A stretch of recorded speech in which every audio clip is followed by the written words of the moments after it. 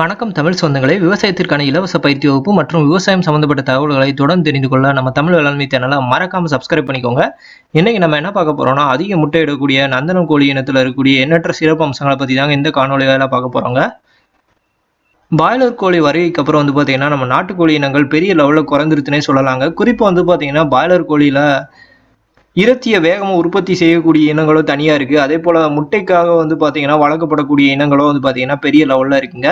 இதனாலேயே பார்த்தீங்கன்னா நம்ம நாட்டுக்கோழி இனங்கள் பெரிய லெவலில் குறைஞ்சி இதை பார்த்து நம்ம கால்நடை பல்கலைக்கழகங்கள் வீரிய ரக நாட்டுக்கோழி இனங்களை உருவாக்குனாங்க. இந்த வீரிய ரக நாட்டுக்கோழியிலேயே பார்த்தீங்கன்னா அதிக முட்டைக்காக பார்த்தீங்கன்னா பெரிய லெவலில் இனங்களோ, அதே போல் அதிக இறைச்சியை பார்த்தீங்கன்னா குறைவான நாட்களில் தரதுக்கோ தனி இனங்கள் இருக்குங்க. இந்த வீரிய ரக நாட்டுக்கோழிக்கோ பாய்லர் கோழிக்கோ நிறைய வித்தியாசங்கள் இருக்குது. குறிப்பாக பார்த்தீங்கன்னா இந்த வீரிய ரக நாட்டுக்கோழி இனங்கள் நம்ம நாட்டுக்கோழியோட சில வெளிநாட்டு இனங்களை கிராஸ் பண்ணி உருவாக்கக்கூடிய இனங்கள் தாங்க.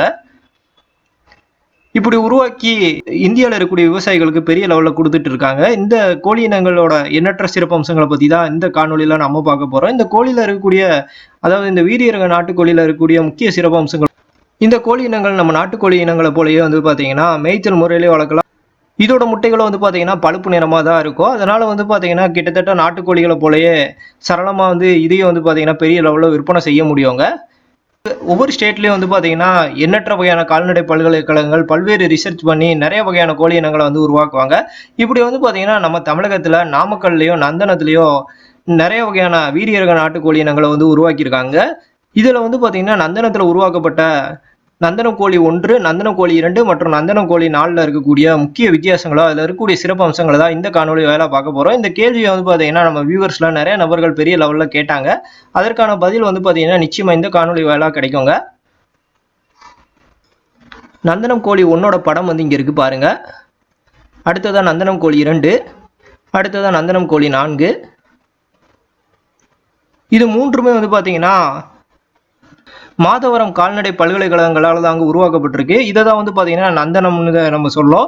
இங்கே பார்த்தீங்கன்னா நீங்கள் போய் இதுக்கான கோழி குந்துகளை வாங்கி பெரிய லெவலில் நீங்களும் வளர்க்கலாங்க. இங்கே பார்த்தீங்கன்னா பயிற்சியும் சேர்த்து கொடுக்குறாங்க. அதனால நீங்கள் பயிற்சியும் அட்டன் பண்ணலாம். அதே போல் பார்த்தீங்கன்னா வணிக ரீதியாக எப்படி நம்ம பெரிய லெவலுக்கு கொண்டு போகிறதுங்கிறதுக்கான பயிற்சியும் பார்த்தீங்கன்னா இங்கே கொடுத்துக்கிட்டு இருக்காங்க. ஏன்னா இந்த நந்தனம் கோழி இனங்களை வாங்கணும்னா நிச்சயமாக இந்த இடங்களில் போய் பயிற்சி எடுத்துக்கோங்க.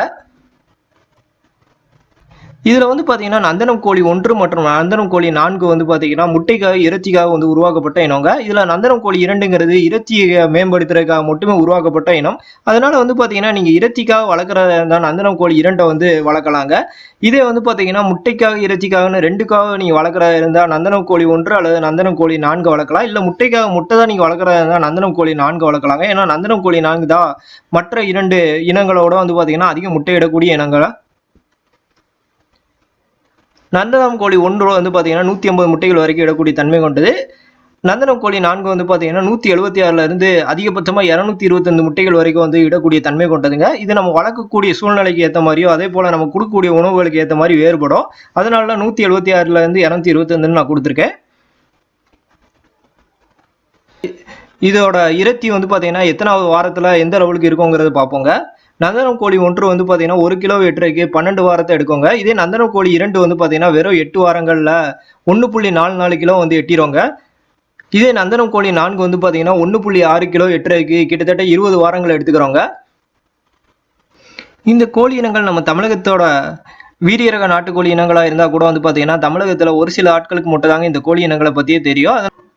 அதனால தான் இந்த போன்ற கோழி இனங்களை பற்றி எல்லா நபர்களும் தெரிந்துக்கிறதுங்கிறதுக்காக இது போன்ற காணொலிகளை நான் தயார் செஞ்சு கொடுக்குறேங்க.